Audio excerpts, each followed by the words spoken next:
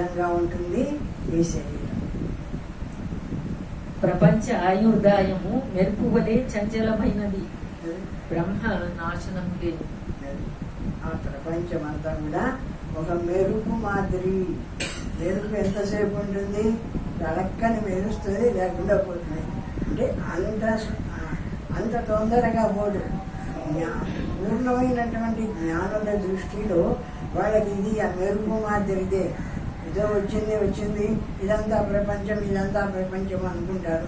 పోయింది ఏది లేదంటారు. ఆ విధంగా ఒక మెరుపు మాదిరి మెరుపు ఉన్నట్టు కనిపిస్తూ లేకుండా పోతూ ఉండేటువంటిది ఈ జగత్తంతా కూడా. ఈ మనుషులు, పశువులు, పక్షులు మొత్తం అన్నీ కూడా పుడుతూ ఉంటాయి, లేకుండా పోతూ ఉంటాయి.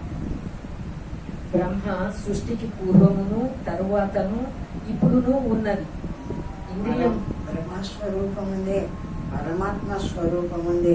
అది సృష్టికి పూర్వము ఉంది. ఈ జగత్తంతా సృష్టి కాకముందు బ్రహ్మస్వరూపం ఉంది.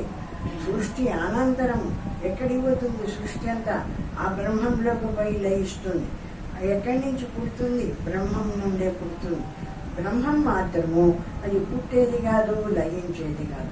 ఎప్పటికీ ఉండేటువంటి శుద్ధ జ్ఞాన స్వరూపము బ్రహ్మస్వరూపం.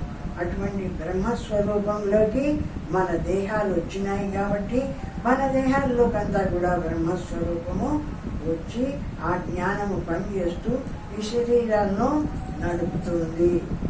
అదే జ్ఞాన స్వరూపము ఆ పరమాత్మ స్వరూపంలోకి కొంతకాలం ఉంటున్నాయి శరీరాలు, కొంతకాలానికి లేకుండా పోతున్నాయి. ఈ విధంగా ఈ పుట్టినటువంటి ఈ ప్రపంచం అంతా కూడా కొంతకాలం ఉండి కొంతకాలం లేకుండా పోతుంది. కానీ బ్రహ్మం మాత్రం ఎప్పటికీ పోయేది కాదు. బ్రహ్మం నుండే పుడుతుంది, బ్రహ్మమందే ఉంటుంది, బ్రహ్మమందే లయిస్తుంది, లేకుండా కూడా పోతుంది. బ్రహ్మ మాత్రము ఎప్పటికీ ఉండేటువంటి శాశ్వతమైనటువంటి పరమాత్మ. ఇంద్రియములందున్న సత్తా బ్రహ్మది. ఇంద్రియాలకు ఉండేటువంటి సత్తా, ఈ కళ్ళు చూస్తున్నాయంటే, చెవులు వింటున్నాయంటే, నాలుక రుచి చూస్తూ ఉందంటే, ఈ సత్తా ఎవరిది? ఇంద్రియాలదే. ఇంద్రియాలది కాదు ఈ సత్తా. ఈ ఇంద్రియాల్లో ఏ జ్ఞాన స్వరూపమైన పరమాత్మ వ్యాపించి ఉన్నాడో ఆ పరమాత్మ ఈ కంటి ద్వారా చూస్తూ ఉన్నాడు. మనం ప్రజ్ఞానం బ్రహ్మాన్ని చెప్పుకుంటాం కదా. శృణోచేదం జిఘ్రతి వ్యాకరోతి స్వాదు విజానాతి తన ప్రజ్ఞానముదీరితం. ఈ విధంగా బ్రహ్మస్వరూపము అంటే ఏమిటిది అంటే ప్రజ్ఞానం బ్రహ్మ. ఆ ప్రజ్ఞానమే బ్రహ్మస్వరూపము. ఆ ప్రజ్ఞానము కంటి ద్వారా చూస్తుంది, చెవి ద్వారా వింటుంది, ముక్కు ద్వారా వాసన చూస్తుంది, నాలుక ద్వారా రుచి చూస్తుంది. ఈ విధంగా ఈ శరీరానికి సంబంధించిన విషయాలను జ్ఞానము సర్వాన్ని తెలుసుకొని ఇది ఫలానా ఇది ఫలానా అని మనకు అందిస్తూ ఉంటుంది ఆ జ్ఞాన స్వరూపమైన పరమాత్మ. ఆ విధంగా ఈ ఇంద్రియాలన్నీ కూడా ఆ జ్ఞాన స్వరూపమైన ఆ పరమాత్మ చేతనే ప్రకాశిస్తూ అవి వాటి పనులవి చేస్తూ ఉన్నాయి అంటారు. అందువల్ల బ్రహ్మ ప్రత్యక్షము కనుక అట్టి బ్రహ్మ క్షరమని తెలుసుకొనవలె.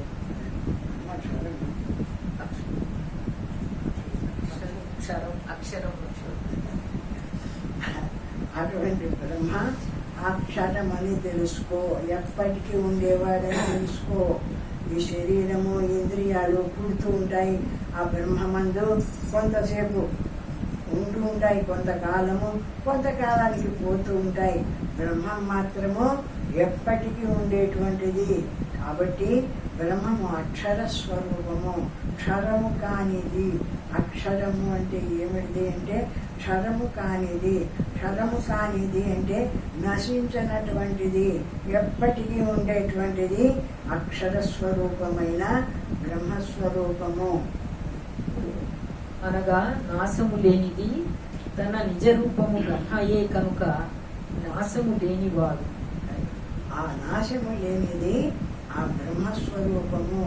అటువంటి బ్రహ్మమే నా స్వరూపం. ఈ శరీరంలో ఇప్పుడు అనుభవిస్తున్నాను కదా, నేను కళ్ళతో చూస్తాను, చెవులతో వింటాను, ముక్కుతో వాసన చూస్తాను, ఈ శరీరంలో నాలుగుతో రుచి ఇవన్నీ చూస్తూ ఉన్నాను. అంటే ఈ శరీరంలో ఈ ఉన్న నేను ఎవరు అంటే ఆ జ్ఞాన స్వరూపమైన ఏ బ్రహ్మముందో ఆ బ్రహ్మము నేను.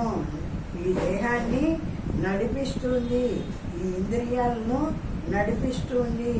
ఆ బ్రహ్మమేది అంటే అహం నేనంటూ ఈ శరీరంలో ఏది ప్రకాశిస్తుందో అది ఆ బ్రహ్మస్వరూపము. అటువంటి బ్రహ్మమే నా స్వరూపము. పరమాత్మనై ఉన్నాను, జ్ఞానస్వరూపమై. విషయ శాస్త్రజాలాన్ని యత్సత్యం తదుపాస్యతాం. శాస్త్రములు చదివిన కొలది సంశయములు అధికమగును. శాస్త్రాలు ఎక్కువ చదివితే సంశయాలు అధికమవుతాయి అంటారు. కాన శాస్త్ర సముదాయమును విడిచి అగుపడేది జగత్తు, అగుపడని జ్ఞానగోచరమగు బ్రహ్మ, ఈ రెండింటినీ విచారించి ఏది సత్యమో నాశము లేనిదో దానిని నమ్మవలెను. ఊరికే శాస్త్రాలన్నీ ఆ శాస్త్రం ఏ శాస్త్రం అనే శాస్త్రాలన్నీ చదివాము, దాన్ని చదివితే కనుక చిత్తం చెడిపోతుందని శంకరాచార్యులు కూడా చెప్తున్నారు. చిత్త ప్రధాన కారణం ఆ విధంగా ఆ చిత్తం చెడిపోతుంది.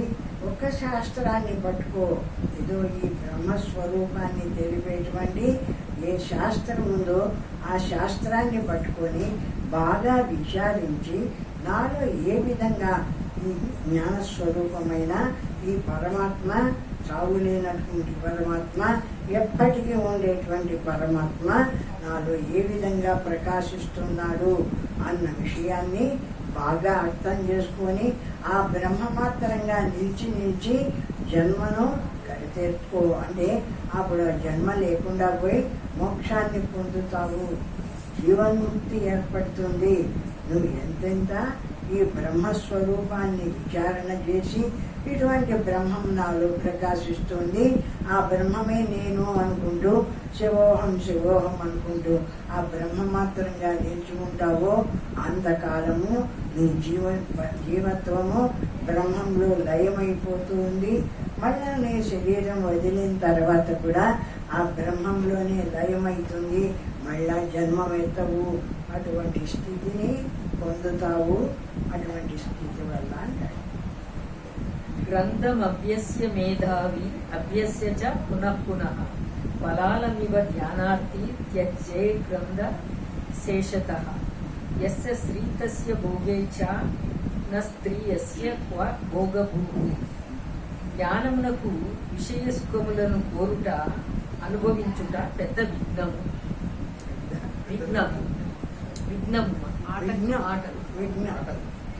ఊరికి ఆ శాస్త్రాలు ఈ శాస్త్రాలు ఒక్కొక్క దాంట్లో ఒక్కొక్కటి చేయమని చెప్తుంటారు. ఒక శాస్త్రం దగ్గరికి పోతే ఇది చేయి నీకు పుణ్యం వస్తుంది, ఇది చేయి పుణ్యం వస్తుంది అని రకరకాలుగా చెప్తుంటాయి. ఆ విధంగా అనేక శాస్త్రాలను చదువుతూ ఆ పనులు చేసుకుంటూ చెడిపోవాకు. ఏదో ఒక జ్ఞాన స్వరూపానికి సంబంధించిన ఆ బ్రహ్మశాస్త్రాన్ని చదువు. ఆ బ్రహ్మం నువ్వు ఆ స్వరూపమైన బ్రహ్మం నీలో ప్రకాశించి ఈ జ్ఞానేంద్రియాలన్నింటినీ ప్రవర్తింపజేస్తూ ఉంది కాబట్టి నీవు అన్ని కార్యాలు చేసుకుంటున్నావు. అటువంటి నీవు ఎప్పటికీ ఉంటావు అంటే జ్ఞానం ఎప్పటికీ ఉంటుంది, ఈ శరీరం మాత్రము కొంతకాలం ఉండిపోతూ ఉంటుంది. ఇటువంటిది అశాశ్వతమైంది శరీరము.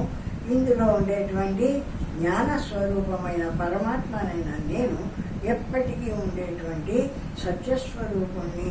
కాబట్టి ఆం బ్రహ్మాస్మి శివోహమయమాత్మ బ్రహ్మ అని ఆ బ్రహ్మం నేను, ఆ బ్రహ్మం నేను, బ్రహ్మం నేను అని నిరంతరము ఆ బ్రహ్మధ్యానం చేసుకో. ఈ శరీరం వదులుతూనే బ్రహ్మత్వంలో కలిసిపోతావు. మళ్ళా మన మానవ జన్మంటూ ఇంకా ఉండదు అని చెప్తాడు. కారణమేమనగా మనస్సు చంచలము, కోరికలు భోగములు అనుభవించిన కొలది తృప్తి లేక వాటినే కోరుచుండు. మనస్సు చంచలమైనటువంటిది. ఇది ఎన్ని కోరికలు అనుభవించినా, ఎన్ని భోగాలు అనుభవించినా ఇంకా పొందవాలి, ఇంకా పొందవాలి, ఇంకా అనుభవించాలని కోరికలు పుట్టిస్తూ ఉంటుంది ఈ మనస్సు అంటారు. అగ్నికి నెయ్యి ప్రీతి, నెయ్యి వేసిన కొలది అగ్ని వృద్ధిని పొందుచు ఇంకా కోరుచుండు. ఈ అగ్ని, నెయ్యితో అగ్ని చల్లారుస్తామంటే అగ్ని చల్లారుతుందే, నెయ్యి వేసే కొద్ది ఇంకా అగ్ని మండుతుండదు. ఆ విధంగా దీనికి కోరికలను నెరవేర్చే కొద్దీ ఈ మనస్సు అనే అగ్ని ఇంకా ప్రజ్వలి, ఇంకా కావాలి, ఇంకా కావాలి, అది కావాలి, ఇది కావాలని కోరుతూ ఉంటుంది. ఆ అగ్ని మాదిరి ఈ మనస్సు కూడాను అంటారు. మనస్సు అట్టిది కనుక స్త్రీ ఉన్నవానికి భోగేచ్ఛ కలుగు. స్త్రీ లేని వానికి భోగేచ్ఛ లేదు కనుక స్త్రీని సంగ్రహించకూడదు, కోరకూడదు, దానిని స్మరించకూడదు. ఆ స్త్రీ ఉన్నవాడు ఆ భోగేచ్ఛతో ఇంకా రకరకాల ఇబ్బందులు పడతాడు. కాబట్టి స్త్రీని కోరవద్దు, ఏది వద్దు, నాకు హాయిగా నా స్థితిలో, నా బ్రహ్మత్వంలో నేను జ్ఞానమాత్రంగా ప్రకాశిస్తాను, బ్రహ్మమై అనేటువంటి స్థితిలో ఉండు, బ్రహ్మస్వరూపుడవై అంటారు. స్త్రీయం త్యక్త్వా జగత్యక్తం జగత్యక్త సుఖీ భవేత్. ఎవడు స్త్రీని విడుచునో వాడు జగత్తును విడిచిన వాడు. ఎవడు స్త్రీని విడుచునో వాడు జగత్తును విడిచిన వాడు. జగత్తుని ఎవడు విడుస్తున్నాడో వాడు సుఖంగా ఉండేటువంటి జ్ఞానస్వరూపుడు అని చెప్తున్నాడు. జగత్తును విడిచిన వానికి సుఖము కలదు, జగత్తులోనున్న వానికి మనస్సునందు సంకల్పములు కలుగు. ఈ జగత్తులో ఉంటే అది కావాలా, ఇది కావాలా, అది చేయాలా, ఇది చేయాలా అని ఈ సంకల్పాలు కలుగుతూనే ఉంటాయి. జగత్తుని ఎవడైతే విడుస్తాడో, జగత్తుని విడిచడం అంటే విడిచి ఇక్కడ పోతాడని కాదు, దీన్ని మనసులోకి తెచ్చుకోనికుండా దీన్ని వదిలేసి ఇందులో ఉండే, ఇప్పుడు అనుకున్నాం కదా, ఏ జ్ఞాన స్వరూపమైన పరమాత్మ ఉందో మన స్వరూపమై బ్రహ్మమాత్రమై ఆ బ్రహ్మమాత్రంగా నిలిచి ఈ జగత్తును అనుకోకుండా విడిచిపెడుతూ ఉంటాడో వాడు సుఖపడతాడు. పరమాత్మ సుఖస్వరూపం కదా, ఆనంద స్వరూపం కదా పరమాత్మ.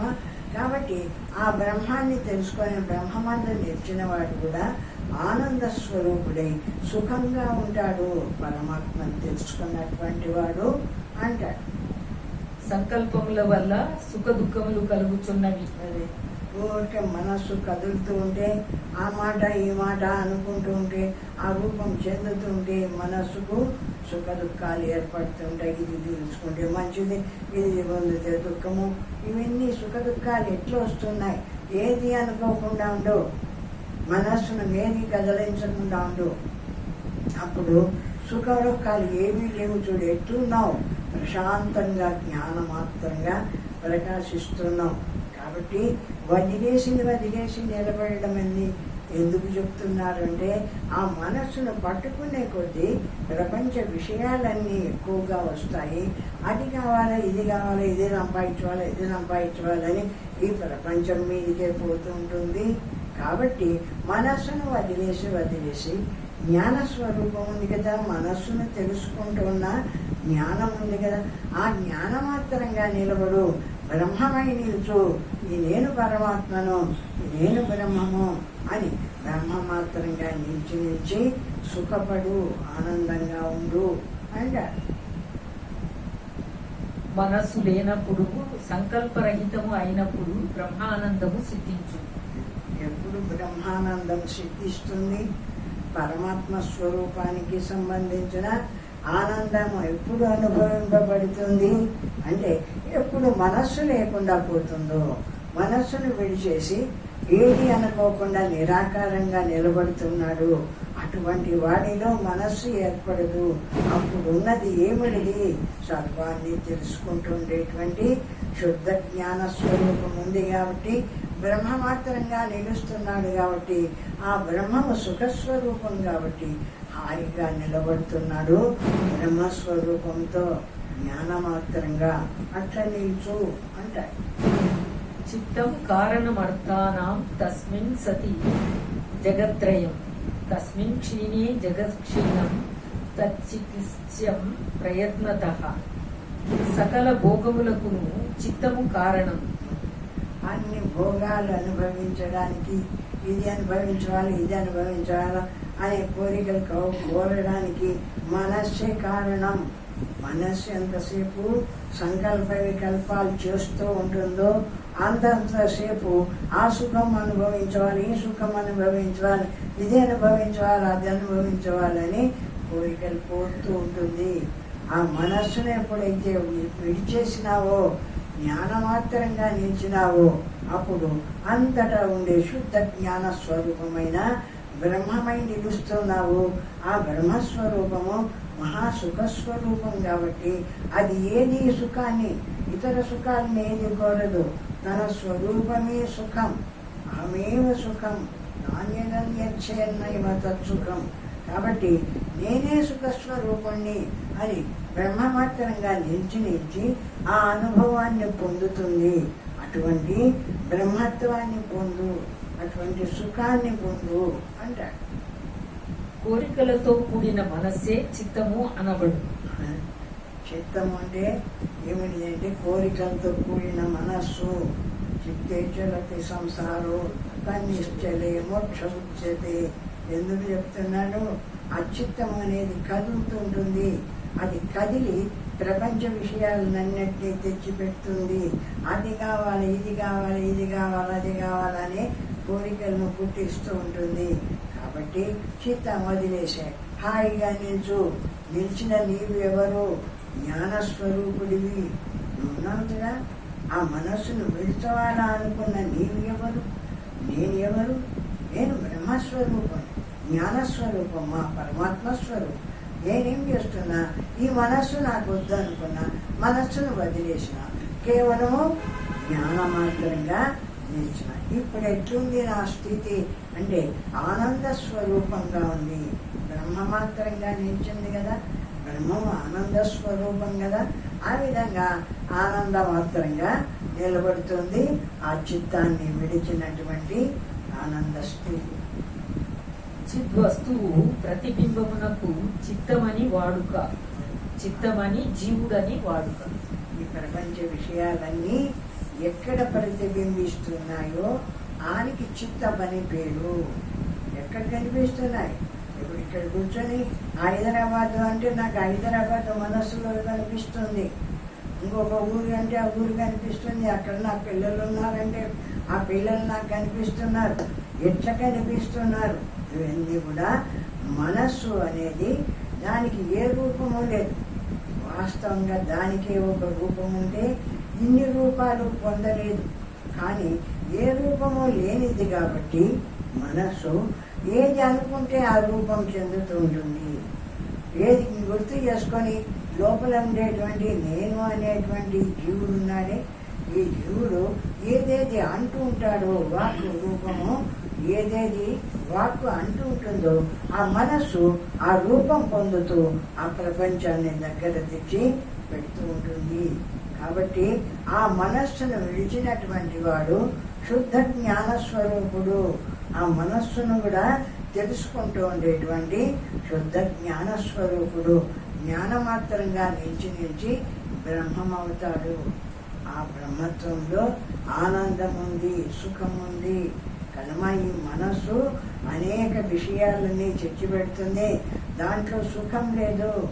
ఎందుకంటే ఒక విషయం పోతే ఇంకొక విషయం, ఇంకొకటి పోతే ఇంకొక విషయం, ఇట్లా అనేక విషయాలతో కూడుకొని ఉంటుంది ఈ మనస్సు.